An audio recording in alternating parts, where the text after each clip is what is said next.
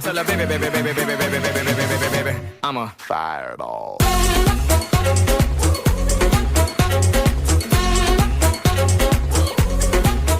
Halo guys, kembali lagi dengan podcast kami BTS Bincang Tradisi Seru. Ya, ngomong-ngomong kan kita tempat tinggalnya berbeda-beda nih. Pastinya tradisinya juga berbeda-beda dong. Iya, betul sih. Kalau mulai dari Sri deh, tradisinya gimana sih tempat kamu? Tradisi tempat aku tuh ada sih namanya tradisi hitung beton. Apa sih itu hitung-hitungan itu? Nah, tradisi hitung beton tuh kan dari Jawa. Hitung itu kalau dalam bahasa itu kan dalam bahasa Jawa. Nah, kalau dalam bahasa Indonesia tuh menghitung. Beton itu tanggal kelahiran. Jadi hitung beton tuh biasanya dilakukan untuk menentukan hari pernikahan. Nah, menghitung beton tuh misalnya dari laki-laki menghitung tanggal lahir laki-laki dan tanggal lahir si perempuan untuk menentukan hari pernikahan. Siapa sih yang terlibat di dalam tradisi itu? Nah, biasanya terlibat dalam tradisi hitung beton tuh ada yang orang yang tukang menghitung dan kedua belah pihak dari orang tua masing-masing, dari orang tua perempuan dan orang tua laki-laki. Nah, Sri, itu kan dalam menghitung beton itu kan. Nah, gimana sih letak kesulitan dalam menjelaskan yang belum paham sama hitung beton itu? Nah, kalau kesulitannya dalam menjelaskannya itu kan orang ini sebelumnya belum paham kan tentang menghitung beton kan. Nah, yang rata-rata yang paham ini orang-orang tua, tapi nggak semuanya. Nah, untuk kesulitannya itu kan beton ini ada nilai-nilainya. Nah, setiap tanggal lahir itu pasti beda-beda. Nah, jadi kalau orang itu nggak paham nilainya, nggak paham betonnya, jadi susah kalau jelasinnya. Oh gitu. Itu kapan sih dilakukan tradisi itu? Nah, tradisi hitung beton itu dilakukan ini setelah acara lamaran atau seserahan, karena kan itu untuk menentukan hari pernikahan. Dimana kan kalau mau menikah pasti tentunya banyak perlu persiapan sih itu. Nah, Sri, mengapa sih hitung beton itu penting? Kan ini kan hitung beton itu penting karena kan ini untuk menentukan hari pernikahan. Dimana kan pernikahan itu sangat sakral, karena kalau nggak dihitung nanti takutnya kemudian hari ada terjadi hal yang tidak diinginkan. Bagaimana sih cara ngitung betonnya? Nah, cara ngitung betonnya itu ditentukan dulu kan waktunya. Waktu itu apa? Waktu itu nilainya dalam beton. Misalnya nih si perempuan lahirnya di Sabtu Pon. Sabtu itu Sabtunya ada 9, Pon itu 7, berarti 9 tambah 7 kan 16. Nah, kalau laki-lakinya juga lahir di Sabtu Pon berarti kan sama 16. Nah, dijumlahkan jadinya 32. Nah, 32 ini dibagi 3 kan bisa 2. Nah, pengantin kan 2, berarti cocok mereka berdua ini. Nah, dari perhitungan itulah nanti ditentukan untuk menentukan hari H pernikahan mereka. Oh gitu. Gitu. Bisa nggak tunjukin videonya? Boleh. Dikasih hubungan anak pulau dikasih dengan teman kan anak pulau sendiasa oma-oma. Nah, niku sing ngekale adine Aan. Adikmu jenenge sapa? Adikku jenenge Adi, Mbak. Wetone apa? Wetone Minggu Legi. Minggu lagi. Nah, anak pulau niku wetone 1 pon. Coba tak hitunge. Nah. Tak ngoten lagi. Ngene-ngene titik ya. Iki sing tak on.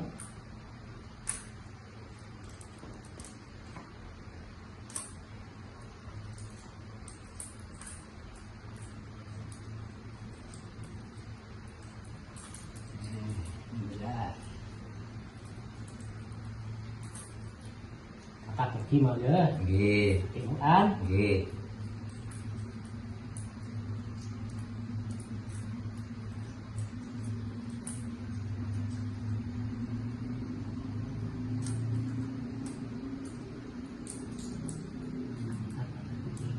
Berarti kisahnya mantan ini loro. Jadi cara perhitungan kanggo ketika gatok, cocok, aku juga ngintui. Oke, dan niku nggih Nikah Jawa dinten apa, Mbak? Nikah itu nek ora keliru dinane akad pon dina 12 misalnya satuan iki satuan 26 kabeh. Jadi tambah 12 isine 38. 38 anak sisane nganten loro. Lah iki ngene loro. Iki ngene loro.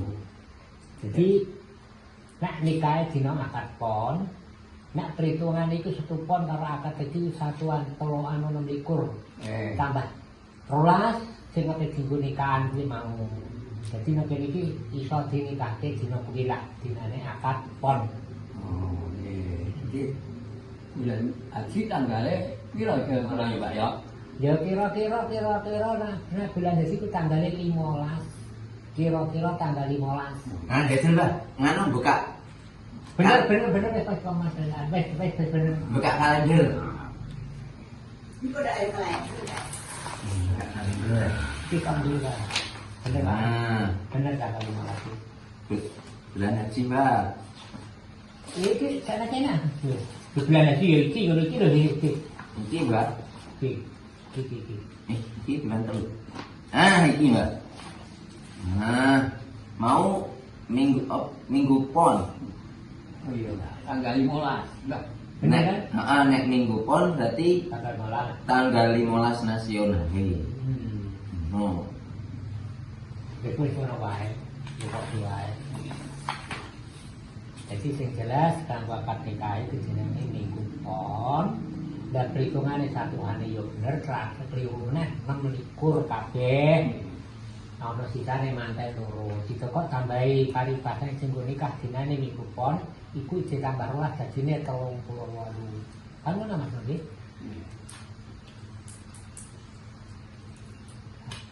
Gitu ya tradisi di tempat kamu, Sri. Iya gitu.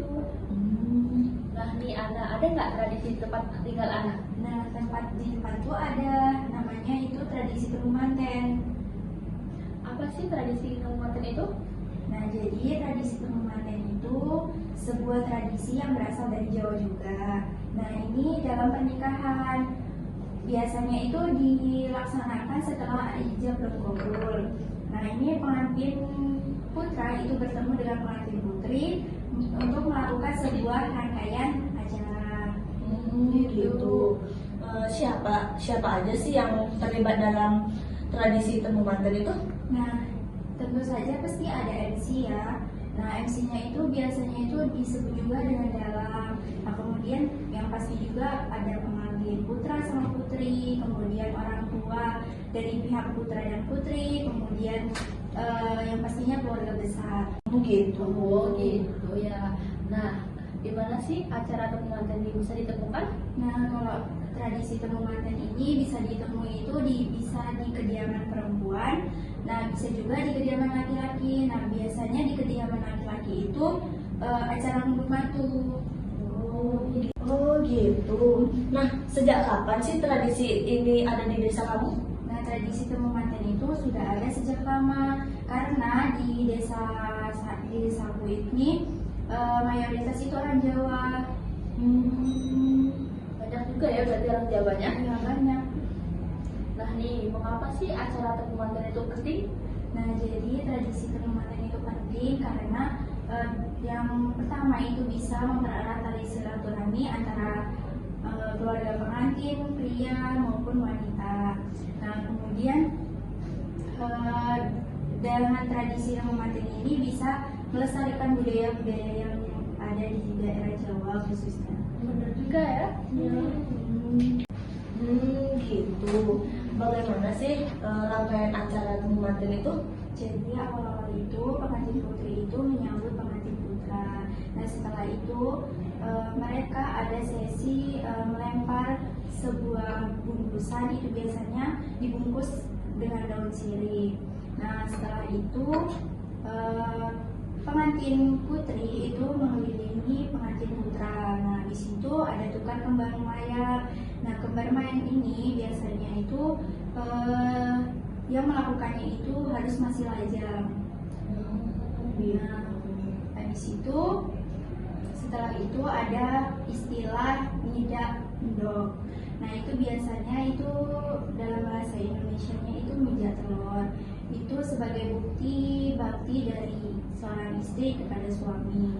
Nah, kemudian setelah itu pengantin putri itu melakukan sembah kepada pengantin putra. Nah, setelah itu pengantin putra dan putri ini digendong memakai kain menuju ke pelaminan. Nah, setelah itu ada yang namanya pengantin putra dan putri ini duduk di pangkuan dari ayah pengantin putri. Nah, setelah itu ada sesi bahasa Jawanya itu dulang-dulangan atau suap-suapan. Pengantin putra itu menyuapi pengantin putri, begitu pun. Oh, lumayan panjang ya rangkaian acaranya. Nih, tadi kan ada gendong nih, gendong tuh kayak mana sih? Nah, jadi di gendong itu maksudnya itu bapak dari pengantin putri itu di depan, kemudian pengantin putranya di belakang, kemudian memakai kain, dia istilahnya itu digendong gitu. Nah, kemudian ibu dari pengantin putri itu di samping, kemudian bapak dan ibu dari pengantin pria itu di belakang. Nah, kemudian menuju belakang gitu. Oh, kirain digendong kayak biasa dengan bayi. Jadi kayak di India gitu ya? Iya, Unik-unik. Boleh nggak lihat videonya? Boleh. Aku teko tuwa bebarengan matur suwun wis ngancani aku selama iki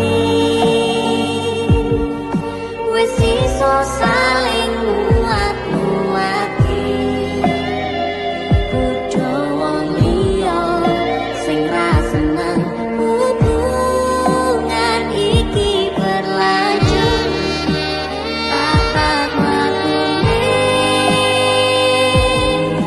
ning cukup pater tenan angine saya dewasa ra ngenteni badai terang nanging sinau nari ning tengah udan. Oh, begitu ya tradisi tempat kamu anak. Iya. Unik juga ya. Iya, unik ya. Nah, tadi kan Sri kan udah jelasin tradisi di tempat Sri itu ada gantung beton, kemudian di tempat Ana ada temuanten. Nah, sekarang di tempat Sipa apa tradisinya? Tradisi tempat aku itu pengukuhan gelar Datuk Labir. Nah, itu pengukuhan gelar Datuk Labir itu apa? Itu tuh pemimpin suatu desa. Jadi gini, misalkan dia di tempat aku tuh ada desa nih. Nah, di desa tuh tempat namanya tuh Nagari Bungo Tanjuang. Nagari itu desa, kalau kita kan nyebutnya desa, kalau kami nyebutnya Nagari. Jadi dia tuh dijadiin pemimpin di desa itu. Oh, gitu ya. Mm-mm. Nah, siapa sih yang terlibat dalam tradisi ini sih, Pak? Yang terlibat tradisi ini begini, misalkan kan sudah ketemu nih desa ini kan, udah lama zaman dulu tuh dia menemukan desa, nama desanya Bungo Tanjung. Sudah tuh orang-orang yang di sana kan belum ada pemimpin, dia sudah ada kayak bapak nih tadi sudah di sana. Jadi itu dulu, capek aku. Minum dulu ya. Jadi dia tuh udah menemukan desa ini tadi. Warga ini semua bermusyawarah gitu. Pokoknya apa sih namanya tuh kalau misal kita kalau pemilu zaman sekarang ini kan milih-milih tuh kan ya. Misalkan sudah ditetapkan jadi bapak ini sudah jadi pemimpin untuk desa ini kan, negara ini. Nah, kalau sudah dijadiin pemimpin, dia akan jadi angku, namanya angku tuh pemimpin sih. Nah, jadi kalau misalkan sudah jadi angku, itu dia kayak gini, misalkan sudah jadi pemimpin nih, kita manggilnya angku, kita nggak boleh manggil kayak bapak, nggak boleh panggil ini, nggak boleh panggil udah, nggak boleh ini gitu. Nah, pokoknya apalagi panggil nama. Kalau misalkan sudah terpanggil namanya, misalkan namanya Doni nih, terus kesebut orang di sana aja nih yang berlaku. Kalau misalkan dia pergi keluar atau di luar tuh nggak berlaku, cuman di desa ini tadi. Jadi kalau misalkan desa ini manggil nama Doni gitu kan, dia kena denda 1 kerbau. Nah, jadi kalau misalkan sudah kena, kalau misalnya manggil angku, ya nggak ada apa-apa, cuman memang disuruh panggil angku gitu. lumayan besar ya, dendanya kerbau. Iya. Lumayan. Nah, sih Pak, kapan sih tradisi ini dilaksanakan? Nah, tradisi ini dilaksanakan tuh ini, misalkan bapak angkuh ini tadi udah jadi pemimpin, dia memiliki anak, memiliki cucu, keponakan, ini gitu kan. Jadi ini sampai bapak ini sampai meninggal gitu kan. Kalau dia sudah meninggal, kita bakal nyari pemimpin baru, angkuh baru. Nah, angkuh itu tuh bisa turun temurun gitu. Kalau misalkan bapak ini punya keponakan gitu, bakal turun keponakan. Tapi itu dengan syarat musyawarah dulu, ngomong dulu ke warganya dulu kan. Di sana tuh ada suku-suku itu, kayak suku Koto, suku Caniago, Jamba, banyak lah gitu. Nah, kalau misalkan satu desa tuh banyak suku, pemimpinnya tetap ini karena mereka di desa ini gitu. Jadi manggil bapak ini angkuh. Jadi yang terlibat tuh turun temurun gitu. Turun ya kan, jadi kayak turun ke bawah langsung. Iya, kalau dia punya keponakannya tapi yang cowok itu. Tapi cewek juga bisa. Kalau yang cewek itu namanya bundo. Kalau yang cowok namanya angkuh. Nih, gimana sih dilaksanakan acara tradisi ini? Ini, misalkan sudah mau buat acaranya nih, pengukuhannya, buat acaranya gelarnya gitu. Itu kita cari sebuah lapangan itu nggak usah khusus gitu. Pokoknya cari lapangan yang lebar. Kalau misalkan sudah lebar, dicek lapangan itu ada lubang atau becek atau tanahnya penyet gitu. Kalau misalkan ada, kita cari yang lebih luas, nggak harus di lapangan sih, yang lebih luas pokoknya tanahnya. Kalau sudah ditemukan tadi, itu dibangun tenda gitu. Nah, Oh, jadi gitu ya sih Pak ya. Nah, mengapa sih tradisi ini itu penting? untuk masyarakat gitu ya. Iya. Nah, itu tuh untuk mengikat silaturahmi. Jadi kalau misalkan sudah ditetapkan jadiin pemimpin, jadiin angkuh gitu, jadi masyarakat di sana itu kan jatuhnya kayak saudara. Iya. Satu desa tuh jadi kayak saudara. Jadi mereka tuh harus kenal satu sama lain gitu. Nah, jadi untuk mengikat silaturahmi aja sih, kayak saling kenal gitu. Nah, ini sih Pak, bagaimana sih tradisi itu dilakukan? Tradisi itu dilakukan kayak gini, misalkan sudah diangkat nih jadi pemimpin yang baru. Kalau misalkan sudah diangkat jadi pemimpin yang baru, angkuh yang baru, nah itu tuh buat acara kan, ini lapangan tadi nih. Nah nanti acaranya itu tuh kayak misalkan di rumah yang pemimpin lama, nanti keliling desa gitu, baru ke lapangan. Nah nanti sudah sampai di lapangan, nanti potong satu kerbau. Nanti kalau misalkan sudah potong satu kerbau, soalnya bukan sapi, memang harus kerbau gitu. Kalau di Padang atau di Minang tuh memang harus kerbau, bukan sapi gitu. Nah Berarti nggak bisa nih ya, nggak bisa kambing atau nggak bisa memang harus kerbau gitu ya, karena memang tradisinya memang udah kerbau gitu. Jadi sudah misalkan dipotong kerbau, nanti buat acaranya nanti ada pidato, habis pidato pas mau makan pidato lagi, pidatonya tuh khusus gitu. Nanti baru acara seperti randai, banyak deh pokoknya acara adat-adat di Padang itu. banyak juga ya rangkaian acaranya kan ini ya. Iya, aku juga kayak susah gitu, kayak baru tahu ternyata kayak gitu acaranya. Itu juga kalau mau jadiin pemimpinnya tuh jadi cewek juga bisa, tapi dipanggil bundo. Jadi kalau misalkan cowok namanya aku, kalau cewek namanya bundo gitu. Ya, Boleh nggak sih Pak kalau lihat tradisinya nih? oh boleh. Kok ada nih videonya, kalian lihat ya.